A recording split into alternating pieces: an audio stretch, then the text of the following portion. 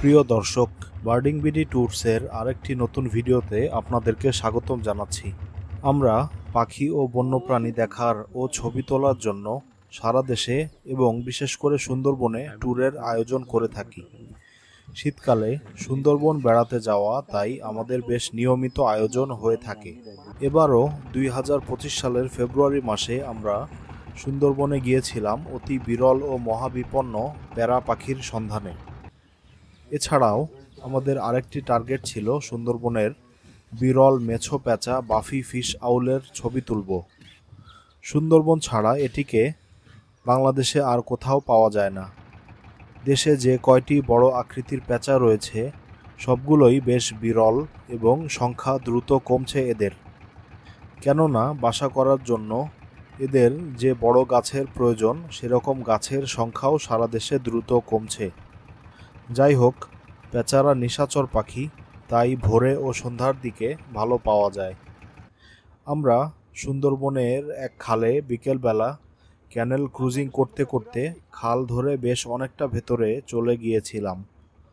ফিরতে ফিরতে সূর্যাস্ত হয়ে যায়।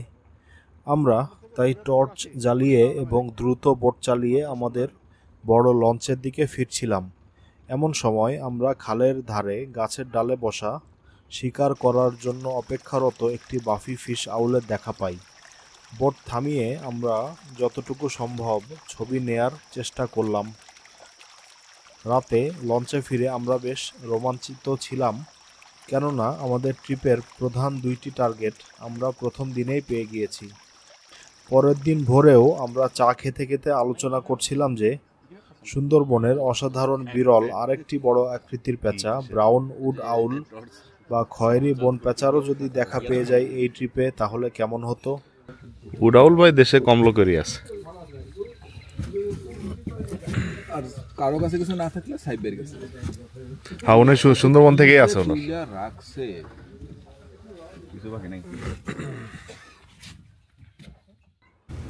যা হোক, আমরা সেদিন সারাদিন পাখির ছবি তুলে শিবসা নদী ধরে বেশ কিছুটা দক্ষিণে আসি এবং আদাচাই ফরেস্ট স্টেশনের নিকটবর্তী শেখের খালে রাত্রি যাপনের সিদ্ধান্ত নেই।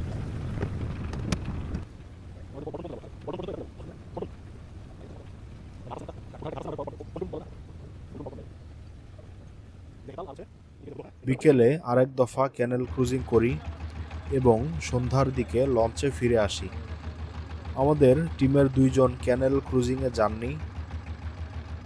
আমরা ফেরার সাথে সাথে তারা জানালেন যে ওনারা নিঃসন্দেহভাবে আশেপাশে সেই ব্রাউন উড আউলের ডাক শুনেছেন।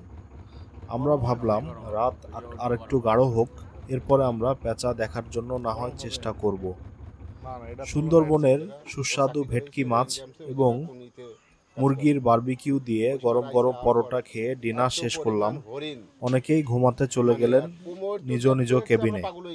আমরা কয়েকজন উপরে বসে আড্ডাবাজি করছিলাম, সারেংয়ের কাছ থেকে বাঘের গল্প শুনছিলাম। রাত তখন প্রায় 11:30। তখনই হঠাৎ আমরাও শুনতে পেলাম কাছাকাছি কোথাও থেকে হু হু হু করে ডেকে উঠল কোন একটি পাখি।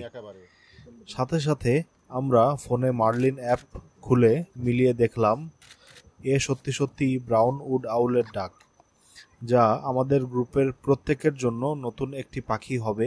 আমরা কেউই এই পাখি আগে দেখিনি, ছবিও তুলিনি। আমরা ফোনে কয়েকবার প্যাঁচার ডাক প্লেব্যাক করলাম, সাথে সাথেই উত্তর এলো কাছাকাছি থেকে। কয়েক মুহূর্ত পর আমরা খেয়াল করলাম অন্ধকারে তারাজলা আকাশের কালো ভেদ করে আমাদের মাথার উপর দিয়ে একটা বড় পাখি ডানা মেলে খালের এক পাশ থেকে আরেক পাশে উড়ে গেল।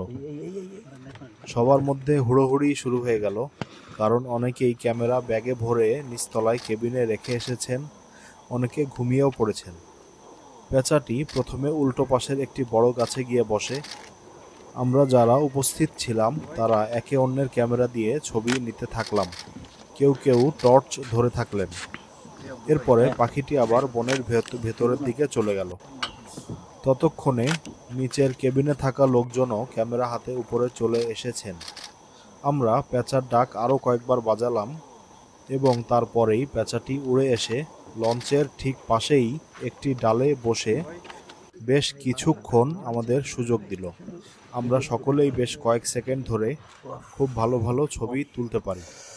এরপরে পেঁচাটি আবার উড়ে খালের অপর ধারে জঙ্গলের মধ্যে হারিয়ে যায়। সুন্দরবনের গহীনে মাঝরাতে আমাদের লঞ্চে বসেই এরকম অসাধারণ অভিজ্ঞতা হওয়ায় আমাদের সবার চোখ থেকে ঘুম ছুটে গিয়েছিল। গ্রুপের অনেকেই রাত প্রায় 3 থেকে 4টা পর্যন্ত লঞ্চের উপরে বসে আড্ডা দিলেন, গল্প করে কাটালেন। বাকিরা কেবিনে ফিরে গেলেন ঘুম আসে কিনা দেখতে। যতক্ষণ জেগেছিলাম ততক্ষণই আমরা খেয়াল করলাম পেঁচাটি কাছেই কোথাও বসে একনাগাড়ে ডেকে চলেছে। সুন্দরবনে আছি, রাত 1টা বাজে। এখন আমরা একটা খালের ভিতরে অবস্থান করতেছি। এইখানে একটা খুব বিরল একটা পাখি আছে, চলেন আপনাদেরকে দেখানোর চেষ্টা করি। একটা বিশেষ পাখির খোঁজ করছি, দেখেন তো কিছু শোনা যায় কিনা।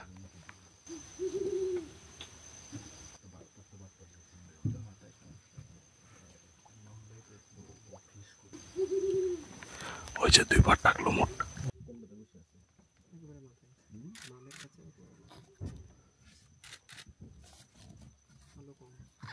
এবং আরেকটু দূর থেকে আরেকটি পাখি তার ডাকে সাড়াও দিচ্ছে। তার মানে কমপক্ষে 2টি পাখি রয়েছে এই এলাকায়, সম্ভবত একটি জোড়া হতে পারে। ভোররাতে আরেকবার লাইট মেরে দেখতে পেয়েছিলাম দূরে গাছের মগডালে বসে গলা ফুলিয়ে ফুলিয়ে ডেকে চলেছে পেঁচাটি। অনেক দূরে হওয়ায় তার ছবি আর তোলা সম্ভব হয়নি। পরের দিন সকালে আমরা কাছেই শেখের টেক ইকো ট্যুরিজম কেন্দ্রে ট্রেইলে হাঁটাহাঁটি করি এবং আরও বেশ কিছু পাখির দেখা পেয়েছিলাম। সে গল্প আরেক দিন। ভিডিওটি সম্পূর্ণ দেখার জন্য আপনাদের সকলকে অসংখ্য ধন্যবাদ। অবশ্যই ভিডিওটিতে লাইক দিয়ে যাবেন, কমেন্ট করে জানাবেন কেমন লাগলো। ফেসবুক পেজে লাইক এবং ইউটিউব চ্যানেলে সাবস্ক্রাইব করতে ভুলবেন না। আসসালামু আলাইকুম।